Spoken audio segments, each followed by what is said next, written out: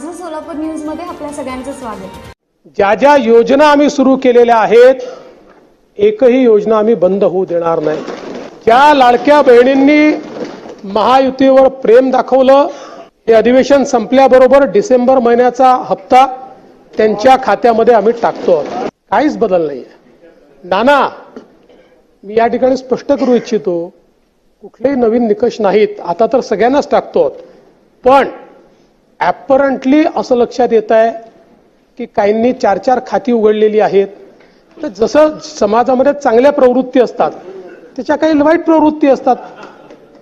एखादी योजना जर चुकीच्या पद्धतीने कोणी वापरत असेल तर जनतेचा पैसा आहे, तुमची आमची सगळ्यांची जबाबदारी आहे की तो योग्य प्रकारे गेला पाहिजे। आता मागच्या काळात आम्हाला लक्षात आलं माणसानीच 9 खाती काढली, आता त्याला लाडकी बहीण म्हणायचं कसं? बरं लाडका भाऊ बोलू शकत नाही कारण बहिणींच्या पैशावर डल्ला मारतो तो लाडका भाऊ कसा?